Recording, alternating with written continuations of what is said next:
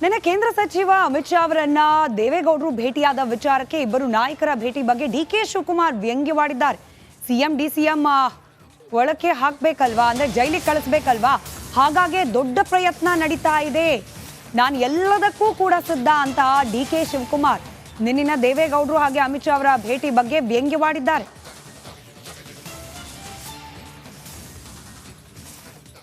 ಅವ್ರ ರಕ್ಷಣೆಗೆ ಏನು ಬೇಕಲ್ಲ, ಅವ್ರ ಕುಟುಂಬದ ರಕ್ಷಣೆಗೆ ಅವ್ರು ಒಲೇಬೇಕಲ್ಲ. ನಮ್ಮ ಮೇಲೆ ಏನಾದ್ರು ಪಟ್ಟಿ ಕೊಡೋಕ್ಕೆ, ನಮ್ಮ ಮೇಲೆ ಡಿ ಕೆನ ಒಳಕ್ಕೆ ಹಾಕಲೇಬೇಕು, ಸಿದ್ದರಾಮಯ್ಯನ ಒಳಕ್ಕೆ ಹಾಕಲೇಬೇಕು ಅಂತ ಅವ್ರ ದೊಡ್ಡ ಪ್ರಯತ್ನ ನಡೀತಾ ಇದೆ. ರೆಡಿ ಇದ್ದೀನಿ ನಾನು. ಯಾರನ್ನಾರು ಮಾಡ್ಕೊಳ್ಳಿ, ನಡೀರಿ. ಅವ್ರ ರಕ್ಷಣೆಗೆ ಏನು ಬೇಕಲ್ಲ, ಅವ್ರ ಕುಟುಂಬದ ರಕ್ಷಣೆಗೆ ಅವ್ರು ಒಲೇಬೇಕಲ್ಲ. ನಮ್ಮ ಮೇಲೆ ಏನಾದ್ರು ಪಟ್ಟಿ ಕೊಡೋಕ್ಕೆ, ನಮ್ಮ ಮೇಲೆ ಡಿ ಕೆನ ಒಳಕ್ಕೆ ಹಾಕಲೇಬೇಕು, ಸಿದ್ದರಾಮಯ್ಯನ ಒಳಕ್ಕೆ ಹಾಕಲೇಬೇಕು ಅಂತ ಅವ್ರ ದೊಡ್ಡ ಪ್ರಯತ್ನ ನಡೀತಾ ಇದೆ. ರೆಡಿ ಇದ್ದೀನಿ ನಾನು. ಯಾರನ್ನಾರು ಮಾಡ್ಕೊಳ್ಳಿ, ನಡೀರಿ. ಅವ್ರ ರಕ್ಷಣೆಗೆ ಏನು ಬೇಕಲ್ಲ, ಅವ್ರ ಕುಟುಂಬದ ರಕ್ಷಣೆಗೆ ಅವ್ರು ಒಲೇಬೇಕಲ್ಲ. ನಮ್ಮ ಮೇಲೆ ಏನಾದ್ರು ಪಟ್ಟಿ ಕೊಡೋಕ್ಕೆ, ನಮ್ಮ ಮೇಲೆ ಡಿ ಕೆನ ಒಳಕ್ಕೆ ಹಾಕಲೇಬೇಕು, ಸಿದ್ದರಾಮಯ್ಯನ ಒಳಕ್ಕೆ ಹಾಕಲೇಬೇಕು ಅಂತ ಅವ್ರ ದೊಡ್ಡ ಪ್ರಯತ್ನ ನಡೀತಾ ಇದೆ. ರೆಡಿ ಇದ್ದೀನಿ ನಾನು. ಯಾರನ್ನಾರು ಮಾಡ್ಕೊಳ್ಳಿ.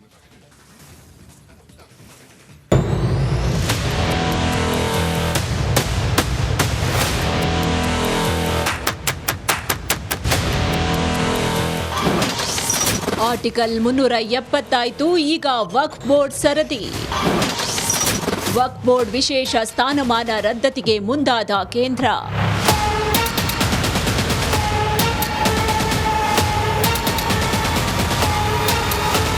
ಆರ್ಟಿಕಲ್ 370 ರದ್ದಾದ ಬಳಿಕ ಮೋದಿ ಸರ್ಕಾರ ಮತ್ತೊಂದು ಮಹತ್ವದ ಹೆಜ್ಜೆ ಇಡುವುದಕ್ಕೆ ಮುಂದಾಗಿದೆ.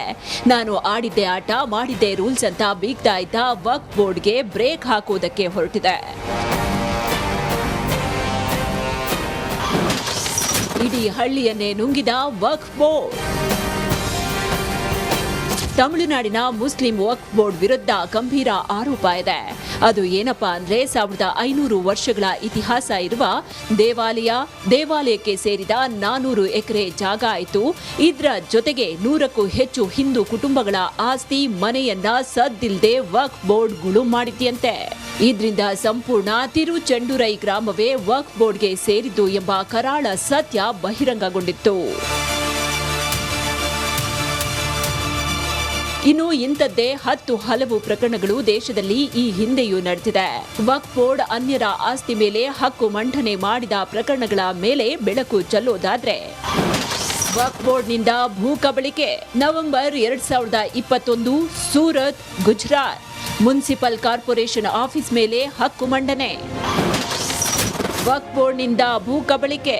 ಆಗಸ್ಟ್ 2023 ಈರೋಡ್, ತಮಿಳುನಾಡು ಅನಂಗ ಕೌಂದನ್ ಪುತ್ತೂರ್ ಗ್ರಾಮದ ಮೇಲೆ ಹಕ್ಕು ಮಂಡನೆ.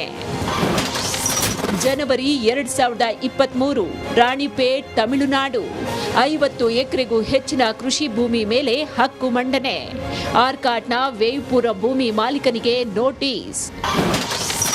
ಮೇ 2024 ಕೊಲ್ಲಾಪುರ, ಮಹಾರಾಷ್ಟ್ರ ಮಹದೇವ ದೇಗುಲದ ಆಸ್ತಿ ಮೇಲೆ ವಕ್ಫ್ ಬೋರ್ಡ್ ಕಣ್ಣು.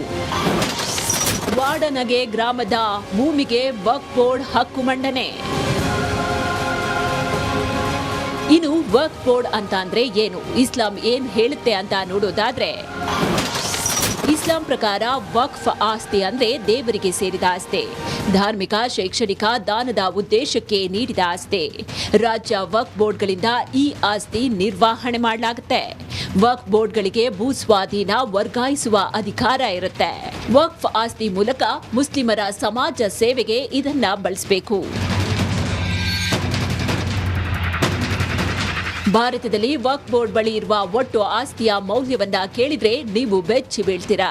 ಹಾಗಾದ್ರೆ ದೇಶದಲ್ಲಿ ವಕ್ಫ್ ಬೋರ್ಡ್ ಆಸ್ತಿ ಎಷ್ಟಿದೆ ಅಂತ ನೋಡೋದಾದ್ರೆ, ದಾಖಲೆಗಳ ಪ್ರಕಾರ 2006ರಲ್ಲಿ 1.2 ಲಕ್ಷ ಎಕರೆ ಆಸ್ತಿ ವಕ್ಫ್ ಬೋರ್ಡ್ ಬಳಿ ಇತ್ತು. 2009ರಲ್ಲಿ 4 ಲಕ್ಷ ಎಕರೆ ಆಸ್ತಿಗೆ ಹೆಚ್ಚಾಯಿತು. ಇನ್ನು 2024ರಲ್ಲಿ 8 ಲಕ್ಷ ಎಕರೆ ಆಸ್ತಿಯನ್ನ ವಕ್ಫ್ ಬೋರ್ಡ್ ಹೊಂದಿದೆ. ಹೀಗೆ ಹಿಂದಿನ ಸರ್ಕಾರಗಳು ವಕ್ಫ್ ಬೋರ್ಡ್ಗೆ ಸುಪ್ರೀಂ ಪವರ್ ಕೊಟ್ಟಿದೆ. ಈಗ ಮೋದಿ ಸರ್ಕಾರ ಇದಕ್ಕೆಲ್ಲ ಬ್ರೇಕ್ ಹಾಕೋದಕ್ಕೆ ಒಂದು ಹೆಜ್ಜೆ ಮುಂದೆ ಬಂದಿದೆ. Bureau report, republic Kannada.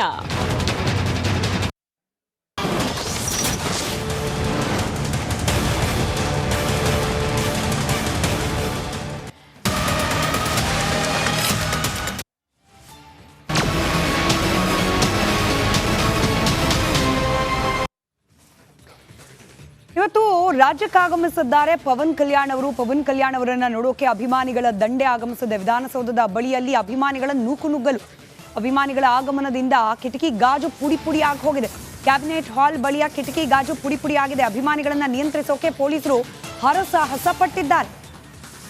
Pavan Kalyan ಅವರು ಬಂದರು, ಮುಖ್ಯಮಂತ್ರಿಗಳನ್ನ ಭೇಟಿಯಾದರು, ಒಂದಷ್ಟು ವಿಚಾರಗಳಿಗೆ ಸಂಬಂಧಪಟ್ಟಂತೆ ಮಾತುಕತೆಯನ್ನ ನಡೆಸಿದ್ರು. ಆದರೆ ಪವನ್ ಕಲ್ಯಾಣ್ ಬಂದಿದ್ದಾರೆ ಅನ್ನೋದು ಗೊತ್ತಾದ ತಕ್ಷಣ ಅವರ ಅಭಿಮಾನಿಗಳು ವಿಧಾನಸೌಧದ ಹತ್ರಕ್ಕೇನೆ ದೌಡಾಯಿಸ್ಬಿಟ್ರು. ಅವ್ರನ್ನ ಕಂಟ್ರೋಲ್ ಮಾಡಲಿಕ್ಕೆ ಪೊಲೀಸರಿಗೂ ಕೂಡ ಕಷ್ಟ ಆಗಿದೆ. ಕ್ಯಾಬಿನೆಟ್ ಹಾಲ್ನ ಗಾಜು ಪುಡಿ ಪುಡಿ ಆಗಿ ಹೋಗಿದೆ. ಆ ದೃಶ್ಯ ಕೂಡ ಕೆಲವೇ ಕ್ಷಣಗಳಲ್ಲಿ ಮುಂದೆ ನೋಡಿ ದೃಶ್ಯದಲ್ಲಿ ಗಮನಿಸ್ತಾ ಇದ್ದೀರಿ. ಇದು ವಿಧಾನಸೌಧ. ಸಾಮಾನ್ಯ ದಿನಗಳಲ್ಲಿ ಅಧಿವೇಶನ ನಡೆಯುವಾಗಲೂ ಕೂಡ ಈ ಮಟ್ಟಿಗೆ ಜನ ಇರೋಲ್ಲ. ಪವನ್ ಕಲ್ಯಾಣ್ ಅವರನ್ನ ನೋಡಬೇಕು ಅಂತ ಹೇಳಿ ಜನ ಬಂದಿದ್ದಾರೆ. ಅವರನ್ನು ಕಂಟ್ರೋಲ್ ಮಾಡಲಿಕ್ಕೆ ಪೊಲೀಸರು ಎಷ್ಟು ಮಟ್ಟಿಗೆ ಹರಸಾಹಸ ಪಡ್ತಿದ್ದಾರೆ ದೃಶ್ಯದಲ್ಲಿ ಗಮನಿಸ್ತಾ ಇದ್ದೀರಿ.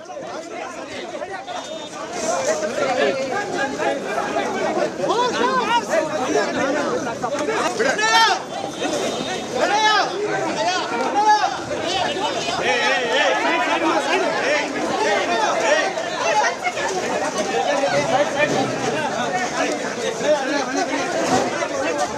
ಬಿಡ್ರಿ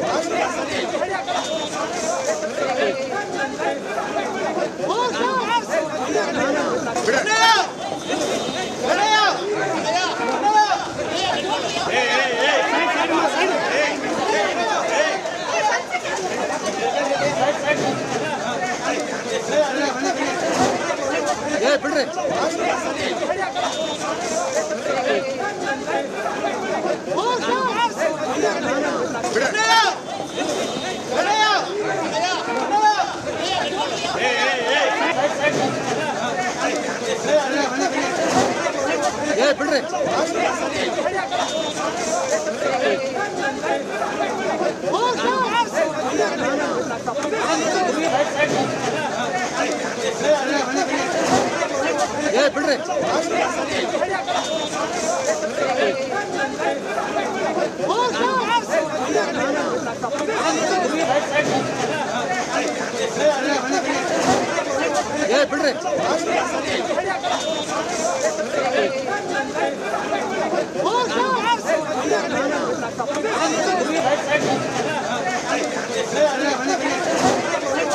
ಬಿಡ್ರಿ